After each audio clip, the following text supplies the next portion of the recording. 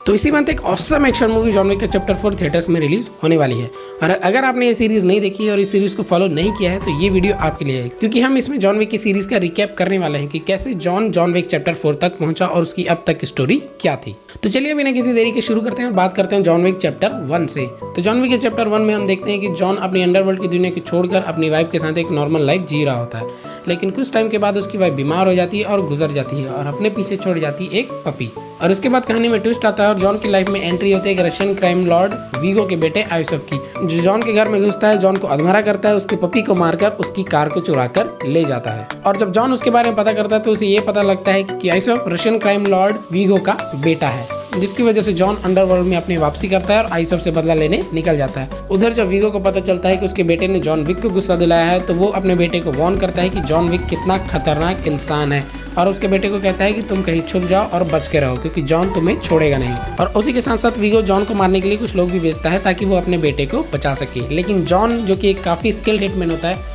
उन सारे आदमी को मार देता है और आयुसफ को ढूंढ के उसे अपने पापी की मौत का बदला ले लेता है। और उसी के साथ साथ जॉन को ये भी पता रहता है कि वीगो अपने बेटे का बदला जॉन से लेगा, तो इसी कारण से वो वीगो को भी मारने जाता है और उसे अधमरा छोड़ देता है ताकि वो अपनी ही इंजरी से मर जाए। जहाँ पे जॉन विक चैप्टर 1 की कहानी खत्म हो जाती है, जहाँ पे हम जॉन विक का एक इंट्रो देखते हैं और उसके बारे में हमें पता चलता है। और उसके बाद शुरू होती है जॉन विक चैप्टर 2 की कहानी, जो कि काफ़ी इंटरेस्टिंग हो जाती है, क्योंकि जब लोगों को पता चलता है कि जॉन विक अंडरवर्ल्ड में वापसी कर चुका है तो उसके बाद एक नए कैरेक्टर की एंट्री होती है जो कि होती है सेंटिनो डी एंटोनियो। तो सेंटिनो जॉन से मिलता है और उसे ये कहता है कि वो उसकी बहन जियाना को मार दे ताकि हाई टेबल में जियाना की जगह सेंटिनो को मिल जाए, जिस पे जॉन विक इस ऑफर को ठुकरा देता है। लेकिन सेंटिनो उसके घर को उड़ा देता है और उसके बाद विंस्टन भी ये कहता है कि तुमने इसे एक मारकर ओथ दिया था जिसकी वजह से तुम्हें सेंटिनो की बात माननी होगी। एक्चुअली में जब जॉन विक अंडरवर्ल्ड की दुनिया छोड़ के एक नॉर्मल लाइफ जीना चाहता था तब सेंटिनो ने उसकी मदद करी थी और उसने जॉन से एक मार्कर ओथ लिया था, और मार्कर ओथ की वजह से ही जॉन को सेंटिनो का दिया हुआ कोई भी काम करना पड़ता है, क्योंकि ये हाई टेबल के 2 रूल्स में से एक इंपॉर्टेंट रूल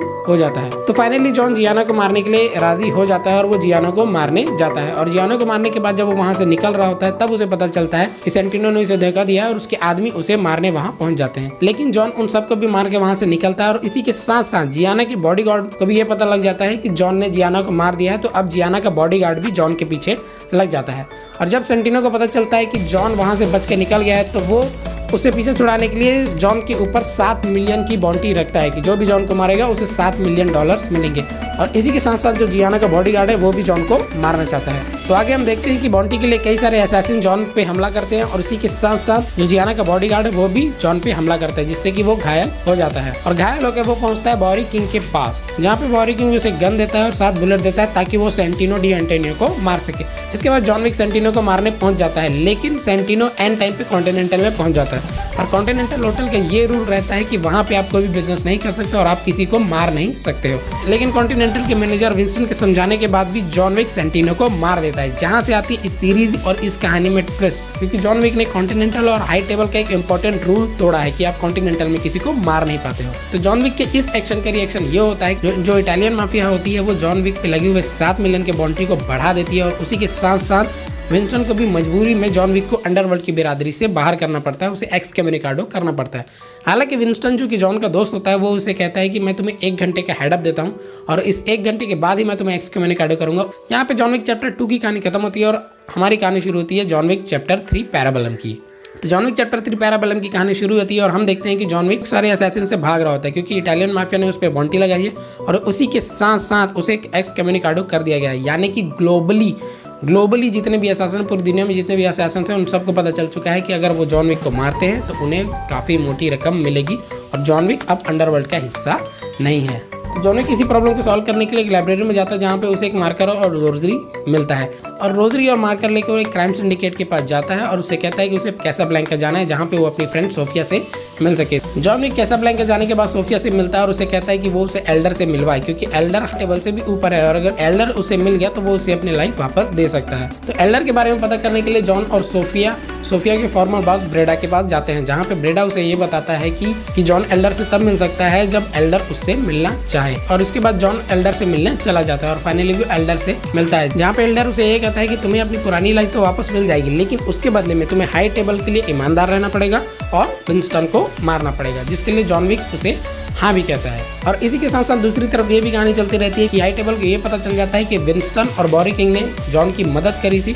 तो इस कारण से हाई टेबल ने एक एजेंट को और एक असैसिन जीरो और उसके साथी को भेजती है ताकि वो विंस्टन और बॉरी किंग से बात कर सके। तो हाई टेबल की एजेंट जाती है विंस्टन और बॉरी किंग के पास और उन्हें 1 हफ्ते का मौका देती है कि वो अपनी पोजीशन छोड़ दे, वरना हाई टेबल कुछ भारी एक्शन लेने वाला है। वहीं पे जॉन एल्डर से मिलकर न्यूयॉर्क में वापस आता है और उस पर जीरो और उसके साथी अटैक करते हैं, लेकिन वो जीरो और उसके साथी से बच जाता है और कॉन्टिनेंटल में पहुंच जाता है। और इसी के साथ साथ हाई टेबल की एजेंट इसके बाद बॉरी किंग के पास जाती है और उसे अपनी पोजीशन छोड़ने को कहती है। बॉरी किंग के मना करने पे जीरो के साथी उनके लोगों को मार देते हैं और जीरो पे 7 कट्स देते हैं और उसे अधमरा छोड़ देते हैं। और इसी के साथ साथ जब वो लोग विंस्टन के पास जाते हैं और जब विंस्टन अपनी पोजीशन छोड़ने से मना करता है और जॉन विक वादे के अनुसार विंस्टन को मारने से मना करता है, तो हाई टेबल की एजेंट कॉन्टिनेंटल पे ही अपने स्पेशल फोर्स भेज देती है और जीरो और उसके साथी को जॉन विक को मारने के लिए कहती है। तो इसके बाद जॉन उन सारी फोर्सेस को मार देता है और उसके साथ साथ जीरो और उसके साथियों से भी फाइट करता है, जहां पे वो जीरो को हरा देता है। लेकिन वहीं पे विंस्टन और हाई टेबल के एजेंट के बीच एक सौदा हो जाता है और विंस्टन को अपनी पोजीशन वापस मिल जाती है।